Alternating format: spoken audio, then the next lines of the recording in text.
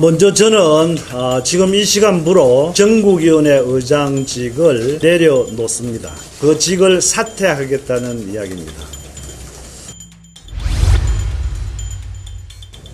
우리 국민의힘의 비상대책위원회 구성에 관해서 전국위원회 의장의 입장으로 오늘 저의 생각을 말씀을 드리고자 합니다. 사실은 이제 우리 지도부로부터 연락이 오기를 바랐고 또 전국위원회 소집 요구서를 저한테 보내주기를 기다리고 있었습니다만 아직까지 아무런 연락도 없고 해서, 그러나 또 우리 기자분들께서 워낙 관심이 있으신 것 같아서 그런 데 대한 입장 표명을 해야 되겠다. 그래서 지금의 우리 어려운 상황을 조금이라도 빨리 진정시킬 수 있지 않을까 하는 생각에서 이렇게 왔습니다. 먼저 저는 지금 이 시간부로 전국위원회 의장직을 내려놓습니다. 전국위원회 의장직을 내려놓는다는 것은 상임전국위원회 의장 그리고 전당대회 의장까지도 내려놓겠다는 이야기입니다. 그 직을 사퇴하겠다는 이야기입니다. 저는 일관되게 직무대행 체제로 가는 것이 옳다. 그리고 비상대책위원회 체제로 가는 것은 잘못이다라고 일관되게 주장을 했었습니다. 그러나 어제 이제 의총에서 비상대책위원회로 가는 것이 결론이 났습니다. 그래서 제 소신과 생각을 어떻게 하면 지키면서도 당에 불편을 주거나 또 당의 지도부가 가는 방향에 걸림돌이 되지 않을 수 있는 방향이 있을까 하는 것을 고심한 끝에 이렇게 저희 직을 내려놓는 것이 타당하다, 이런 결론을 내렸습니다. 이준석 전 대표가 부처방치 상황에서 이용 가능성은 어떻게 되나요? 네, 그 점이 이제 저희들 사실은 이준석 대표가 이미 비상대책위원회 자체에 대해서 비상대책위원들을 한 분 한 분 가처분 신청을 했지 않습니까? 그래서 그 결론도 비상대책위원장의 가처분 인용과 마찬가지로 똑같은 결론을 내리지 않을까 생각을 하고요. 그렇기 때문에 저는 전국위원회 의장으로서 똑같은 잘못을 두 번 해서는 안 된다라고 하는 소신을 가지고 있습니다. 만일에 다시 이런 가처분이 현실화된다라고 한다면 당은 더욱더 큰 혼란에 쌓일 것이다. 빨리 정리를 해야 된다. 그래서 직무대행체제가 맞다라고 이야기한 것이고요.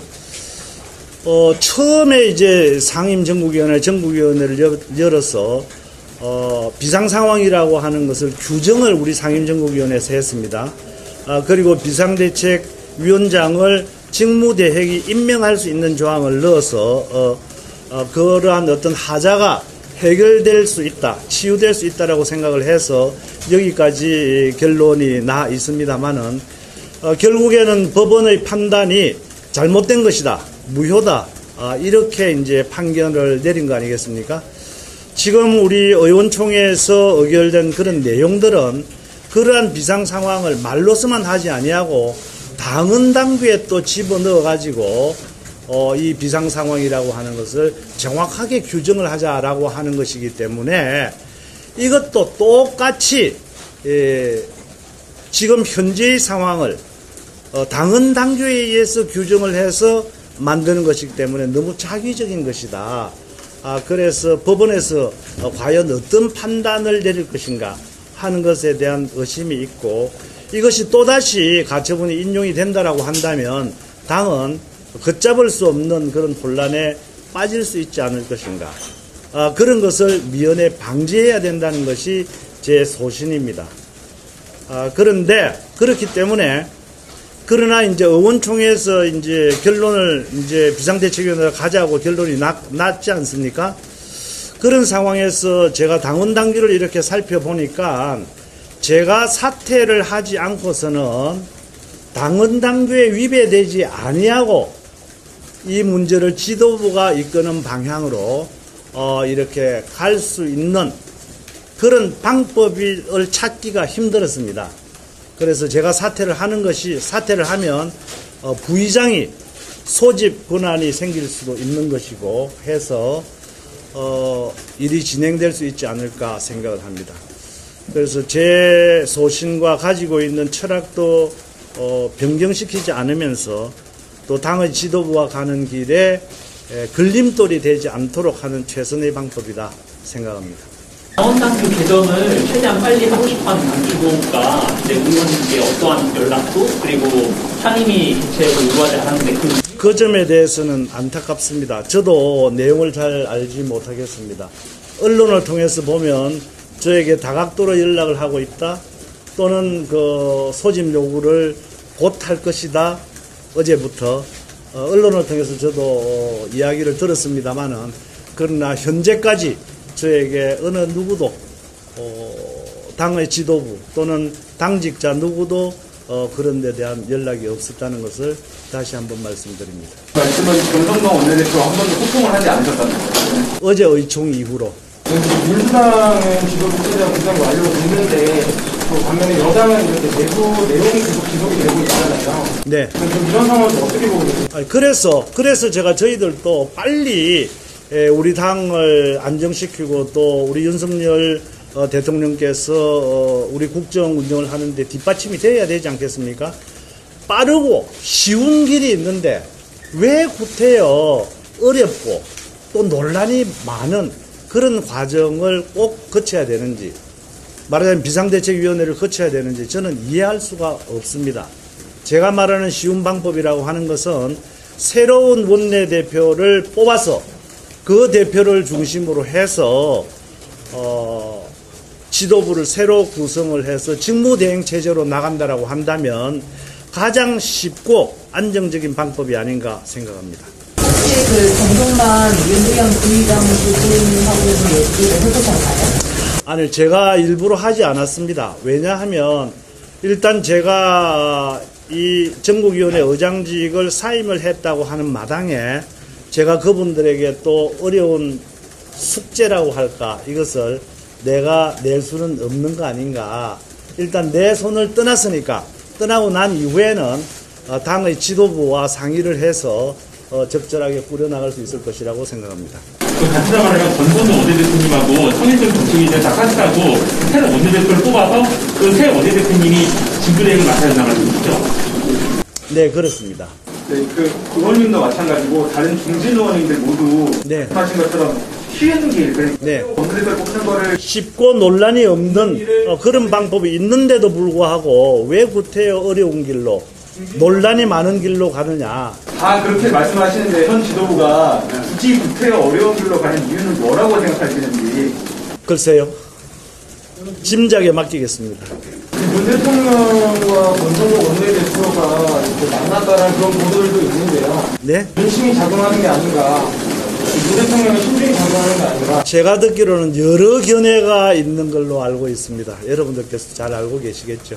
당원당규에 부의장이 그 권한을 대행할 수 있다는 구절이 명시적으로 안 나온 걸로 아는데 아닙니다.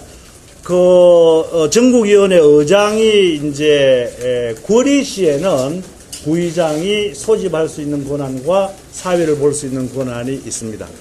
그래서 전국위원회 의장이 그 직위를 가지고 있는 한 부회장이 사회를 보고 소집을 하는 것에 대해서는 논란의 여지가 많기 때문에 그 논란을 없애기 위해서도 전국위원회 의장인 제가 사직을 하는 것이 맞다라고 하는 것입니다. 원내대표 직무대행으로 김우영 의원님 언급하셨는데 네. 그래도 그대로 있나요? 저는 왜냐하면 주호영 원내대표가 과거에 원내대표를 한 경험이 있고 또 이제 비상대책의 위원장으로서 저희들이 추대를 했지 않습니까? 그렇다면 당의 의원들, 최소한도 의원들의 입장에서는 지도부로서 이 상황을 잘 이끌어 나갈 수 있을 것이다라고 인정을 했던 것 아니겠습니까? 그렇기 때문에 그분이 원내대표가 그리고 제가 알고 있기로는 용산하고도 상당히 소통이 되는 그런 이제 상황이라고 제가 알고 있고, 그렇기 때문에 그분이 하면 무난하게 이 과도기를 잘 넘길 수 있지 않을까 하는 생각이었습니다. 그러면 원내대표님이 다시 한번 연락해봐서 그 사태를 공부하실 것 같습니까? 아니, 뭐 제가 이렇게 말씀드리면 본인들도 다 그런 이야기를 어제 의총에서도 충분히 저도 이야기를 했고, 오전에 많은 의원들께서 이야기를 했기 때문에 충분히 전달되었지 않겠습니까? 이당의 후진이 두 번 잘못하면 안 된다라는 소신을 주신 거잖아요. 네, 뭐 잘못된 길을 두 번 가서는 안 된다라고 하는 것이고, 이렇게 그 의총에서 의결된 대로 간다고 해서 이 논란과 갈등이 해결될 수 있을 것인가? 저는 해결이 안 된다라고 보기 때문에. 그러면 의장직을 유지하시면서 오히려 지도부를 근데 의장직, 우리 당헌 당규상 4분의 1 이상의 상임정국위원회 의원들의 소집 요구서가 있으면 하도록 되어 있습니다. 소집을 하도록 되어 있습니다. 그렇기 때문에 제가 만일에 의장직에 있으면서 소집 요구를 안 한다라고 하면 부의장들이 할 수 없는 거 아니겠습니까? 그렇게 된다면 제가 의기장지기는 그런 이제 상황이 되기 때문에 모양새가 저한테도 그렇고 당 지도부 입장에서 봤어도 모양새가 좋지 않고 결국 그것은 국민들에게 걱정을 끼치는 그런 결과가 되지 않을까 생각합니다. 어제 그 의총에서 특별히 표결이 없이 진행됐다고 썼는데 그 안철수 의원이 혹시 비밀 투표로 만약에 붙였다고 하면 표결이 달라졌을 수 있다라는 발언이 아니 근데 제가 전에도 말씀을 드렸습니다만 의원총회라고 하는 것이 지도부를 어떻게 추인하고 결정하는 데 있어서 의사결정을 할 수 있는 그런 기구가 아닙니다.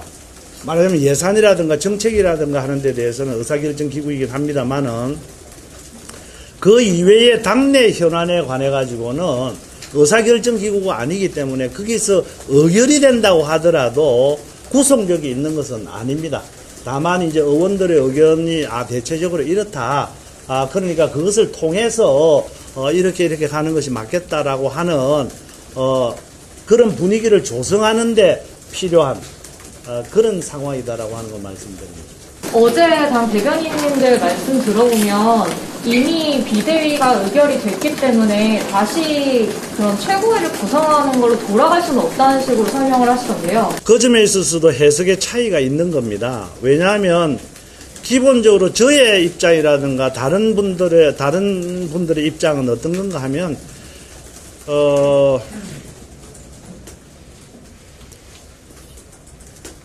현 상황이 위기 상황이 아니라라고 그 판결이 났지 않습니까?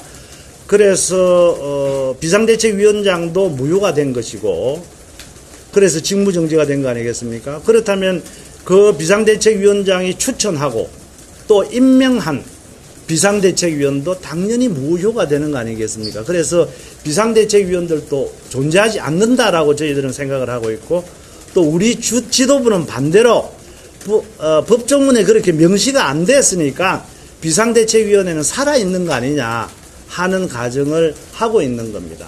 그런 곳에서 입장 차이가 있다는 걸 말씀을 드립니다.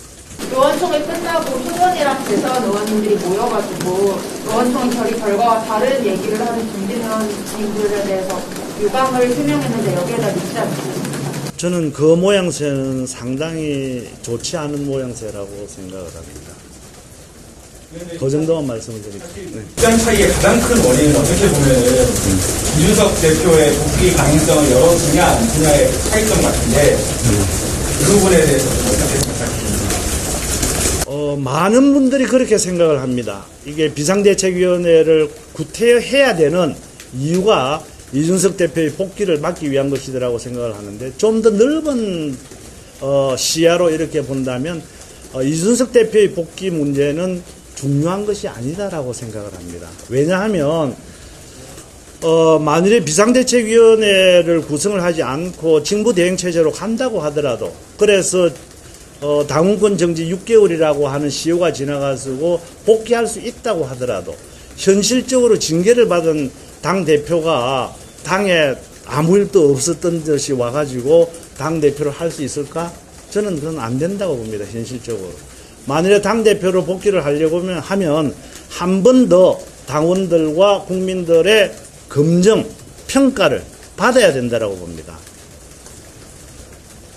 그렇기 때문에 꼭 뭐 그런 것을 염두에 두고 비상대책위를 구태여 만들어야 되겠다라고 하는 그런 생각은 너무 좁은 생각이 아닌가, 편향적인 생각이 아닌가 생각합니다. 비대위 수순을 밟아서 조기 전대 얘기도 많이 나오는데 조기 전당대회에 대해서는 어떻게 생각하세요? 그건 이제 앞으로 정치 상황을 봐가지고 결정이 비대위가 구성이 되면 비대위에서 이제 논의할 상황이죠. 저는 네, 그 정도만 하겠습니다. 사실상 그 상정이 소집하는데 좀 동의하신 거 아닌가 싶습니다. 네? 사실상 상임 당국이 제가 네. 아닙니다. 당은 당규에 여러분 보시면 알겠지만은 이 상임정국위원회 위원들이 4분의 1 이상의 요구로 소집을 요구를 하면 정국위원회 의장은 자동적으로 그걸 소집하도록 되어 있습니다. 그렇기 때문에 제가 이걸 소집을 안 하고 있는다라고 하면 사실 직무 태만이라고 할까요? 뭐 이런 이제 이야기를 들을 수가 있겠죠. 하도록 되어 있긴 한데 네. 요구가 있으면 의장이 인정할 때 소집할 수 있습니다. 이렇게 되어 있잖아요. 어쨌든 이제 그런 논란이 있기 때문에 제가 사퇴를 하는 겁니다. 그러면 모든 것이 깨끗하게 정리가 되지 않습니까? 방금 전에 이준석 대표가 페이스북에 글을 써서 허병수장님께 너무 큰 부담이 지어진 것 같아 항상 죄송하고 또 마음이 아팠다라고 방금 글을 올렸는데 이거 기자회견 보고 아마 많이 글을 쓴 것 같아요. 네. 이에 대해서 어떻게 생각하십니까? 글쎄요. 어쨌든 정국위원회 의장을 시킨 사람이 이준석 대표입니다. 예. 그러나 그렇다고 해서 이러한 과정 중에서 한 번도 뭐 전화 통화를 하거나 해서 의논을 하거나 이랬던 적은 없다는 것을 말씀드립니다. 의장직을 유지하면서 제가 신념을 지킬 수 있는 방법은 전혀 없어서 예, 그렇습니다. 이해합니다. 네. 저도 그런 것에 대해서 여러 가지 생각을 해봤지만 제 소신과 철학을 이렇게 유지하면서 또 당에도 당이 아니고 당 지도부죠. 당 지도부가 가는 길에 너무 걸림돌이 되어서는 안 되겠다 하는 생각에서 이 길을 택한 겁니다. 이준석 대표가 국민과 당원들의 검증을 다시 받을 수 있는 방법은 뭐가 있을까요? 전당대회가 전당대회 나가는 길이죠. 네.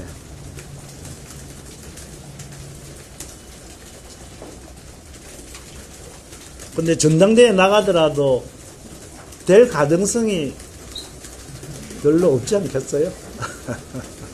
지금 이전 대표가 전당대회 나오려면요. 전당대회 개최 시점이 문제인데 이 시점은 혹시 언제로 생각하고 계신 겁니까? 한 1월 말쯤 되면은 할 수는 있겠죠. 네.